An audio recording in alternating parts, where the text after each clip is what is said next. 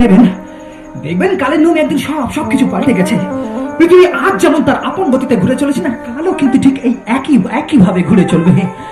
কিন্তু আমার বুকের ভিতরে জমানো যে যন্ত্রণা, যে ব্যথা, বেদনা, কষ্ট, হাহাকার, সেটা কিন্তু আমাকে ডুকরে ডুকরে কাঁদাবে অফিসার।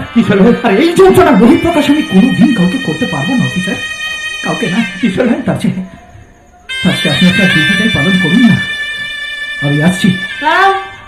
দাঁড়াও কিশোর, দাঁড়াও, তোমার সঙ্গে আমার কিছু কথা আছে। ঠিক আছে ম্যাডাম, আপনারা কথা বলুন, আমি থানায় যাচ্ছি। লোকাবে গিয়ে বিষ্ণুকে একটু জামাই আদর করতে হবে তো। আসি ম্যাডাম। আমি আসি থেকে ঋষার বাবা এই চৈতন্যপুর থেকে বর্ধমানের কাটোয়াতে বদলি নিয়ে চলে যাচ্ছে। আমি যাই ওদের সঙ্গে একবার দেখা করে আসি।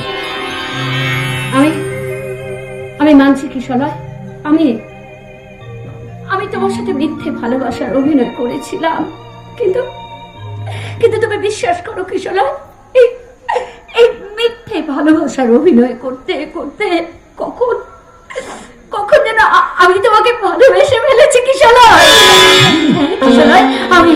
আমি তোমাকে ভীষণ ভালোবাসি গো কিশোরয়, আমি তোমাকে ভীষণ ভালোবাসি।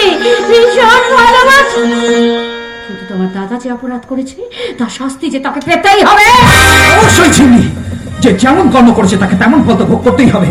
অধার্মিক রাবণকে শাস্তি দিতে ভাই বিভীষণ যেমন শ্রীরামচন্দ্রের সঙ্গে হাত মিলিয়েছিলেন, ঠিক তেমনি ওই কয়লা মাফিয়া সিদ্ধেশ্বর চাটাকির হাত থেকে এই গোটা চৈতন্যপুর গ্রামটাকে রক্ষা করতে এই আমি তোমার রথের সারথি হব। বলো শুনি, বলো আমাকে কি করতে হবে বলো। আমার বাবার হত্যার প্রতিশোধ নিতে হবে, তোমার বৌদির খুনের প্রতিশোধ নিতে হবে, এই চৈতন্যপুরের সাধারণ খেটে খাওয়া গরিব চাষীদের চোখের জলের হিসেব নিতে হবে। আমি ওকে বুঝিয়ে দেবো আমি শুধু নারী নয়, আমি একদম সচেতনতা, আমি বেদায়ী, আমি চেঙ্গি, সেই আপনার সারা শরীর আকার ভূমি, আমি বজ্র, আমি ঈশান, আমি বেশনের